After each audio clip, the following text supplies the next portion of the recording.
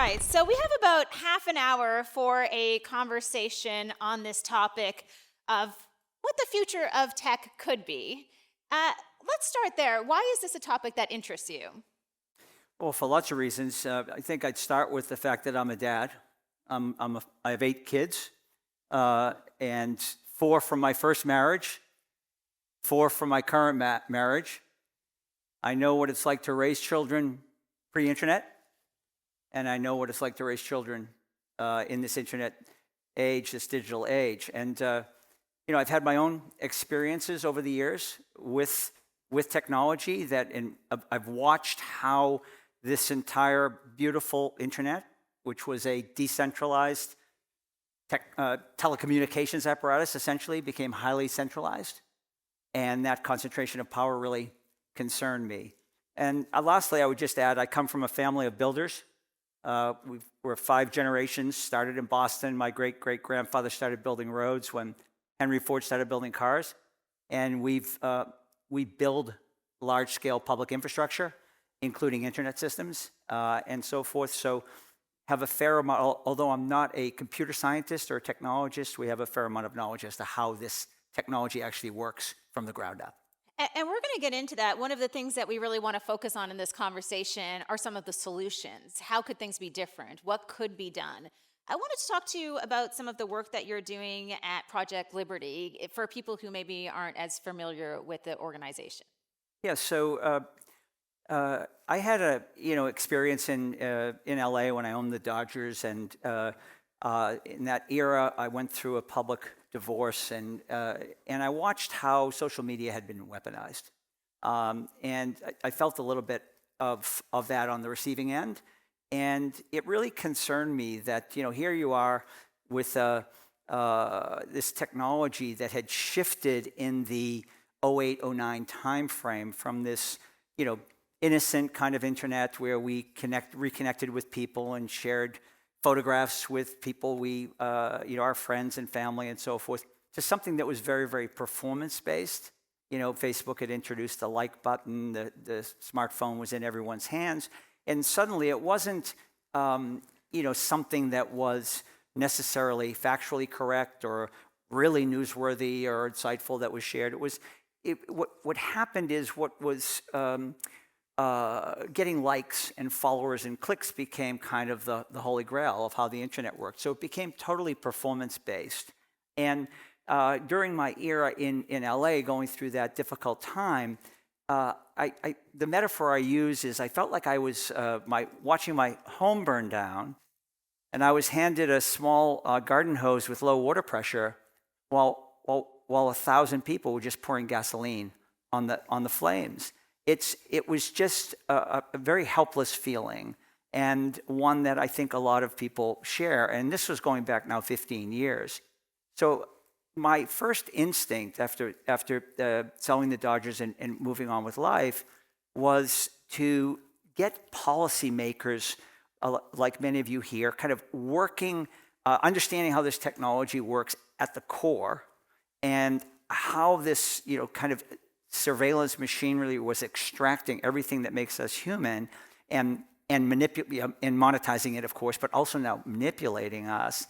And really, let's really get the policymaking apparatus out ahead of this set of problems. So started a public policy school with Georgetown University in 2013, awesome school, but learned fairly quickly that policymaking alone can't keep up with the speed, the power, and just the brute force of big tech. So that's when we shifted and said, okay, yes, we need better policies. And I want to pause for a moment and just say how much I admire and respect the work that you all have done in the policy and governance space, because you've really done God's work here. And we've seen how difficult it is, though, to actually get these big platforms to operate differently, because we wouldn't be sitting here talking about all the harms and the concerns and that are only going to get amplified by AI if the policymaking alone could fix the problem. So in 2019, we shifted our focus to the actual infrastructure and said, okay, how would one create an alternative tech stack to the surveillance stack that actually is designed and built in harmony with democratic ideals and principles. And that begins with putting human beings at the center of the technology, not having the platforms be at the center. And this goal or purpose that you have has become increasingly important, I think, especially over the past few years. And thinking back almost 10 years ago, I wrote a book in 2016 called Outsmarting Your Kids Online. Don't buy it, it's totally out of date. But I wrote that book at the time because I was trying to guide parents through this digital world and help them with social media. And then I started to realize as the years went on that the big tech companies just had so much power. It really shouldn't be the parents who were responsible and the ones who had to guide them through what is a total minefield. Can you talk a little bit about the past 10 years and maybe that shift that you mentioned as far as the goal, again, of the organization? Yeah, so the aha moment for me really was, when I brought together some brilliant technologists to say, like, how would you address this problem if you were given white space? Just unlimited resources and just you could, knowing now what we know about the internet and how ubiquitous it is, how necessary it is, right? We're all dependent on it. It's no longer a nice to have thing. We're all connected to the internet, and we need it to operate our daily lives, and for governments to operate, and individuals to operate, and businesses to operate. And we see when AWS has a shutdown, how things suddenly get paralyzed. And so we see how dependent we are. So, okay, we know we've built this incredible technology. How could it work differently? And the insight really was, this is technology that was really built from the ground up by simple core layer protocols. The first set of protocols connected devices. That was the internet. And then in '89 with Berners-Lee, another protocol connected our data, and that was the World Wide Web. And everything was moving along just fine until some people figured out that data was gold. The data was everything. And we saw the creation of these massive companies, this machinery it's really all about extracting personal data and accumulating it, aggregating it, and applying algorithms, and now AI, and which is just a more powerful algorithm. And so it is, they all discovered, and whether it was social, shopping, or search, it was our personal information that gave these platforms incredible insight about us. And when I say incredible insight, I'm not talking about they knew a few things about us. Each has 1 million data points on each of us. They know far more about us than we know about ourselves. And so why not another core layer protocol that actually connects us, so that we're the ones who are owning and controlling our data, permissioning its use, benefiting from it, and so forth. I think what's really, for me, what was a critical shift in my thinking was that rather than just trying to control these huge companies that are uncontrollable, what if we kind of take Buckminster Fuller's, adage and put it in operation? And I'm going to paraphrase what he said, and that is, when a model is so fundamentally broken, don't spend your time and energy trying to fix it. Build the new model and make the old one obsolete. So really, that was kind of the insight to say, okay, let's start from the bottom of the stack, create a protocol or a suite of protocols that give people ownership and control of themselves again. And that's the technology that we built, and now there's 14 million people using it. So the question of can it scale, that's pretty clear it can. It's no challenge yet, though, to when an internet that billions of people are using. So we need policymakers, governments to step in and say there's another version of the internet. We're not stuck with the one we have. And what I would ask people here to think about and maybe leave here with is a sense that, yes, we need better policies and so forth, but we don't need just to think about the internet as it is and how do we make it better.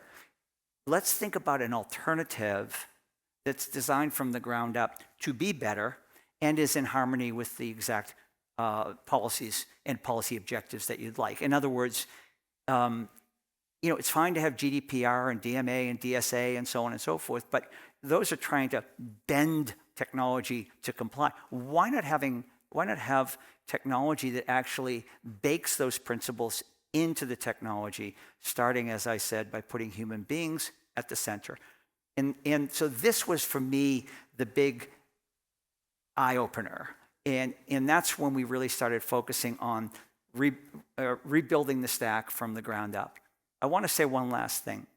There are also people here in the room that are also builders and are putting solutions forward.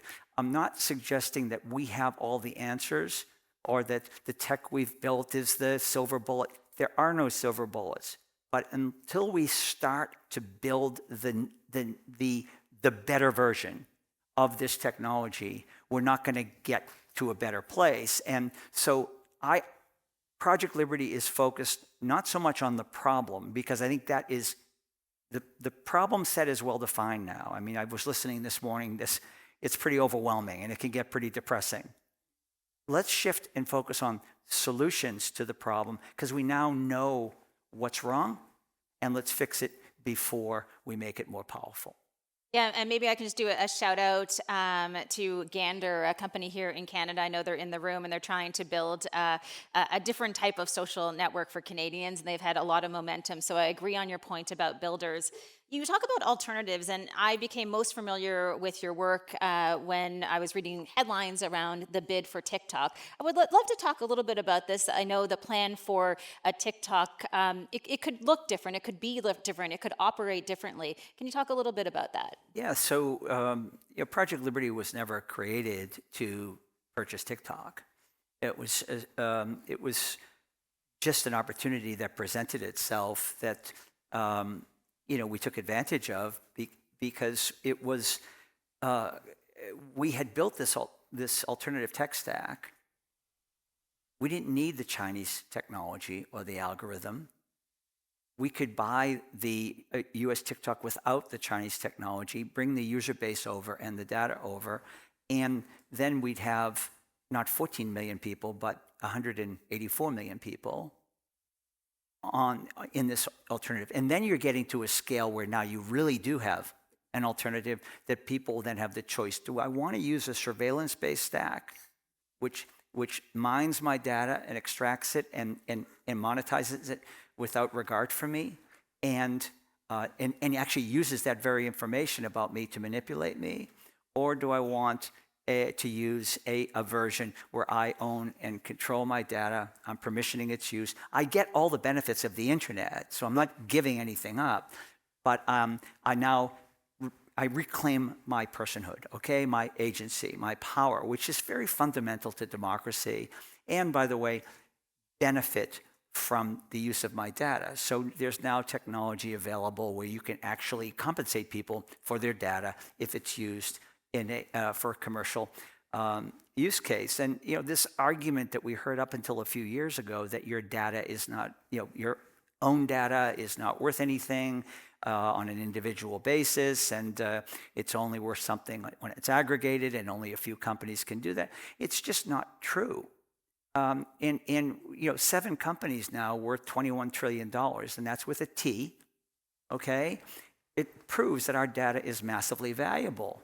Why are we not getting value for it? Why, data is a human right and a property right. And we need to, I think about it in that way and just reclaim what's ours. And this is the moment to do it. With TikTok, we saw an opportunity, raised $20 billion, which, by the way, proves that there are people interested in an alternative to what we have. And that was no problem raising that money. And we put forward the bid. And now it's unclear what's going to happen. And we'll see, because it's still a fluid situation. But it appears that there may be a transaction in play that may not comply with the very legislation that was put forward to solve for a very real national security issue. And by the way, the national security issue is not that China has information on 170 million Americans.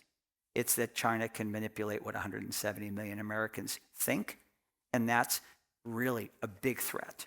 And so this is really, really powerful technology that knows everything about us and can manipulate us. And I just believe at the core of all this, we need to reclaim what's ours.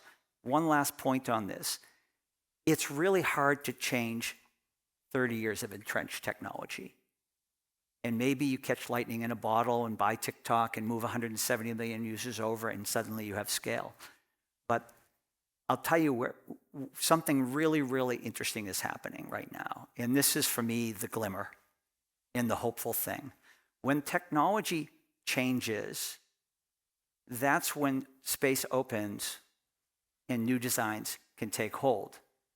So we've had a certain version of the internet for the last 30 years, highly entrenched. It's now, sadly, an app-centric, highly centralized internet. We're moving to the so-called agentic web.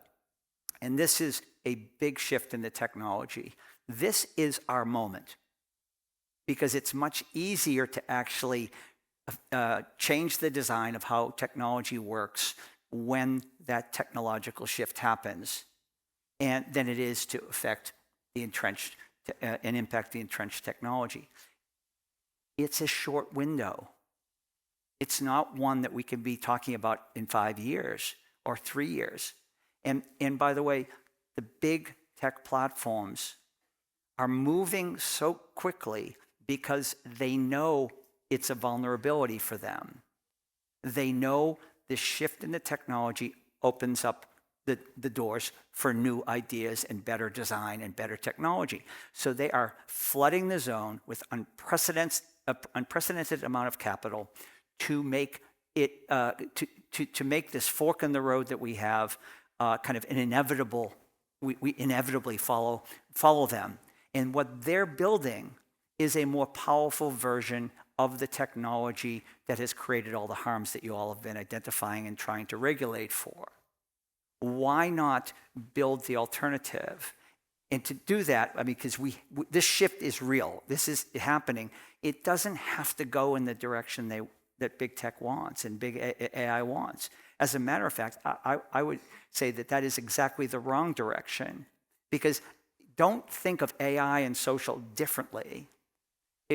What is our social graph information and our personal information that's been exploited with so-called Web 2.0 or Web 2, the current surveillance stack. It's the version of that in AI will be our AI context, okay? The context that we share through a chatbot with an LLM. LLMs know nothing about us. They're generic models, large language models. Where the information comes into play is through conversations with chatbots, like GPT with OpenAI, Grok with X, etc. That context is our personal information. And I would argue strenuously that that information should be ours, not the company's. Just like our social graph information should have been ours, but we let those horses out of the barn. We now have a chance to make sure that our AI context is ours. We can decide what we share with what LLM. We should be able to move our context from one LLM to the other. It's just called portability. So think of your data or your AI context as your phone number, right? It was one day years ago it was owned by a telco. Now it's owned by you. Think of these platforms as telcos. Our information should be interoperable. We should be able to talk on. You can have one phone carrier. I have another one. We can communicate. It's just technology. It used to work one way. It works a different way now. We need portability. We need to own our context. We need interoperability. These are fundamental things, but it begins and ends with whose data is it, where is it stored, who gets to use it for what purpose, and who benefits from it financially. And if our data is ours, we can have all the benefits of this beautiful internet technology and the advances that AI will surely bring. But we have agency and power returned to us. We have technology that's in harmony with democratic principles and ideals, and then we can enjoy the benefits of AI and together go solve the other problems that we need to solve globally and locally and solve them at scale. But I fear we're not going to solve any of them. We're only going to create more problems if we go down the track that big tech wants to take us. Yeah, so maybe I can ask you just a quick follow up in terms of where big tech wants to take us. Because when you think about building a better version of digital, I want to believe this. I want to believe that that is possible. I think it is possible. I think there's public support of building something like that. You mentioned you raised $20 billion, so clearly there are people who want to see this better version of digital. But what about the momentum that we have right now? I mean, you're talking to people in the technology sector. We so often hear about just the Mark Zuckerbergs of the world, the Elon Musks of the world. What do you see about being able to build that? Are there enough people who believe in that? Yeah, absolutely yes. I mean, it's the one thing I can say with a great deal of confidence is that the alternative technology can be built. As a matter of fact, it is built and is being built. And again, I want to emphasize, it's not a silver bullet. We're not saying that our version is the only version, but we've demonstrated that there's an alternative available. I'll give you a quick example, going back to telco for a moment, because this whole thing is a bit deja vu for an infrastructure person and people that have built different generations of technology. In 1993, we started a telco company in the US called RCN. And we took on the 7 oligarchs of the time, which were the baby bells that were the result of the breakup of AT&T. And what we saw coming was a shift in technology, just like app-centric web to agentic web. It was copper wire to fiber optics, a shift in the fundamental technology, which created opportunity.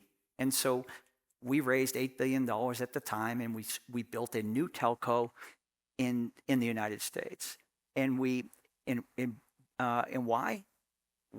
We saw this shift, and we weren't constrained or as the baby bells were by being built on massive copper wire infrastructure. They were not, kind of design ready for high-speed internet. We started with squeaky clean infrastructure, put the fiber optics in, and then we're the first in the world to give people a bundle of high-speed internet, cable TV, and phone. And it was kind of obvious, right? Because internet needs fiber optics to be able to for a high-speed broadband. And we knew over time everybody would want this internet in their homes. And so off we went. So we built it first, proved that an alternative to what the 7 baby bells had, there was an alternative. What really helped us, though, in many other telcos and massive investment in telecommunications, eventually worldwide, was the 1996 Telecommunications Act in the United States. Why? It made phone numbers portability and mandated telco interoperability. So suddenly, all the friction. We had actually people showing up saying, where do I sign to sign up to RCN? And then they'd say, and here's my phone number. And we'd say, you can't have your phone number. And they'd say, well, I come back when I can because I want to keep my phone number. Why on earth would people feel so possessive of their phone number that that we needed new policies and regulation to make phone numbers portable, but yet people haven't connected the fact that their social graph information and eventually their AI context will be 1,000,000 times more valuable than their phone number. It really is not that complicated. We need to reclaim what's ours and build a stack that is actually in harmony with what we want to see happen, what we want to optimize for, rather than just kind of in this constant sparring match, which we'll lose against these big tech behemoths. So we have just about 10 minutes left. I wanted to focus on what people in this room can do when we talk about building a better version of digital. When you think about government officials, policymakers, philanthropic organizations, what can people do to support this better version of digital that you're speaking about? Well, I think first of all, you're doing it by meeting up and having these conversations. And my goal here is simple, and it's just is to ask you to just just imagine a different paradigm, in that it's it it it just it's just technology. It works a certain way because it's been designed to work a certain way, and there are incentives. It can work in a totally different way. Good policy making and regulations can help that. And I want to point out that there are two types of regulations, right? You know better than I. One set actually constrains or tries to constrain bad behavior. The other set of regulation, like the Telecom Act I referred to, actually creates new opportunities and new standards. So I think that the way we've thought about this with Project Liberty, and the way I would answer your question, is that it's not one thing. We've designed Project Liberty with three separate tracks. The tech we've talked about a lot. We definitely need another version of the technology, but we have a policy track, right, which is what many of you have been deeply involved in for longer than we have. And as I said earlier, I really have deep admiration and respect for that. And we're going to need better policies and so forth that enable this new world. And then the third track, and I'm not sure what to call it, but it's kind of the alliance or coalition building or movement type of track, where we just need people to understand what's at stake and demand it.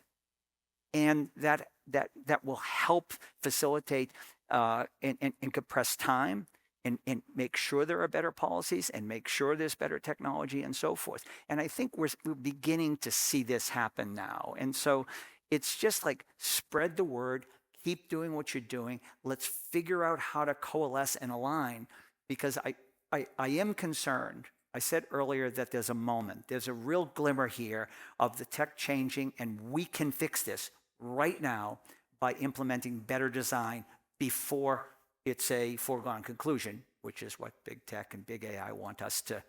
They just want that foregone conclusion. So now's the moment.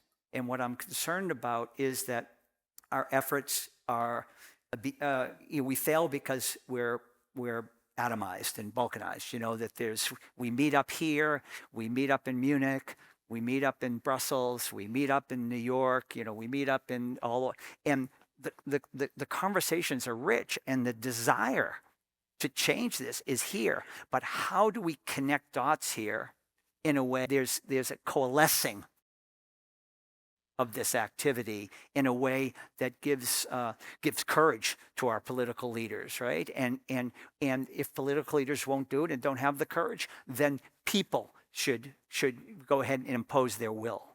And this is, I think, an issue that's existential if your concern is democracy. I think it's which in turn is based on trust and truth, which we've lost. And I don't think you actually have democracy. I'm sure you don't have it without that. And I think it's so sad to me as a member of a family, and of immigrants. My family came from Ireland, and they came for a better life. And in our case, we've actually been builders of infrastructure. So roll up your sleeve, get your hands dirty, and build it. And we started in Boston, and then America, and now around the world. And I'm so proud of what my family, not me, my family has built over 135 years. And to see it dismantled, and in the way it's being dismantled, is something that, like all of you, I just can't sit idly by and just let it happen. But but I want to really leave you with an optimistic sense of possibility here.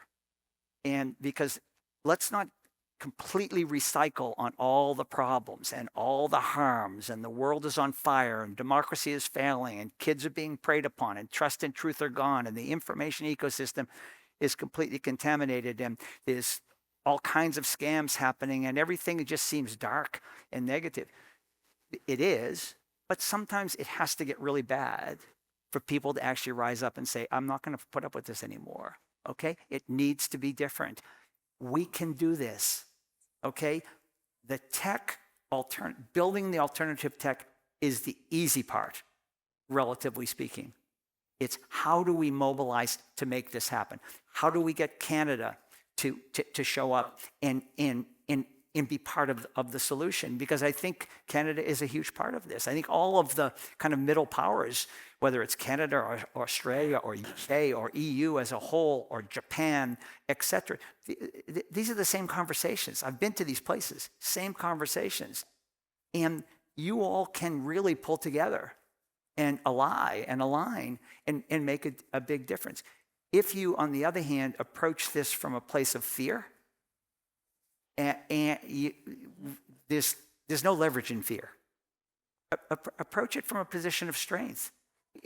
We're at risk of being put into a corner here, and what big tech wants this to be is a debate between pro-tech, anti-tech. And anybody that doesn't agree with what the big platforms want is anti-tech. We need to change that. And first of all, we need not to allow ourselves to get into that false choice.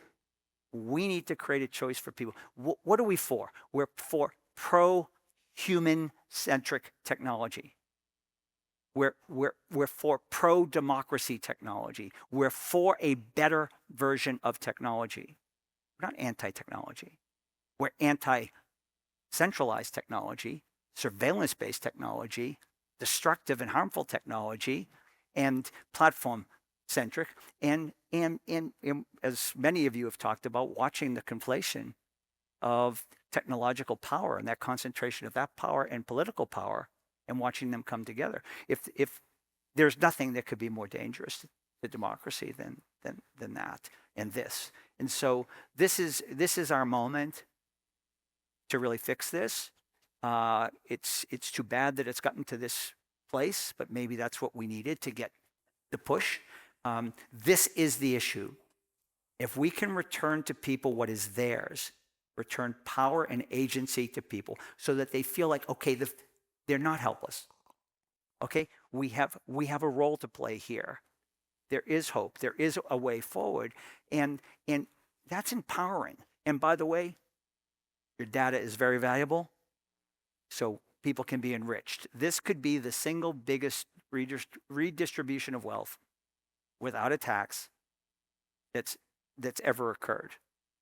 And because the data is massively valuable. But let's get it working for people, and so that we're all together again on this and we're solving problems together. Absolutely. We just have 2 minutes left, so I'm going to ask a terrible question with only 2 minutes left. And I do want to end on an optimistic point, but I think when you talk about connecting the dots, the one thing that I think comes to mind for me is the Trump administration and the very real reality of potential retaliation for individuals who do push back on tech. Just, in 2 minutes, some final words on that very big question. Well, as I said earlier, I think you can't approach things from a place of fear, and this approach it from a place of strength. What could be more a better place to approach all of this from than what's good for human beings, what's good for people? And how does big tech or any politician defend, win that debate? Okay, I can't really overemphasize this because it sounds so simplistic, but the dirty secret here is that big tech doesn't want us to understand that our data is us. It's everything about us. Everything, to such a degree that we get under the current version of the surveillance technology, we get profiled and manipulated. And by the way, we're losing our free will, which is what makes us human beings and different from other animal species. We're losing it. Let's reclaim what's ours. Our data is our personhood. It's our being. It's our digital DNA. It's probably more valuable than our biological DNA because it's our whole lived experience. It's what we feel, what we think, how we emote. It's in the thought that a young person could go on a chatbot, share their vulnerabilities directly with a chatbot, and then be manipulated by that it's just morally wrong. We need technology that's in harmony with our democratic ideals and principles and basic human rights. And remember, it's also a property right. Your data is very valuable. Absolutely. Well, listen, thank you so much for leaving us with this optimistic note for the rest of the event. Really appreciate you taking the time. Thank you, Amber. Thank you. Thank you. Thank you.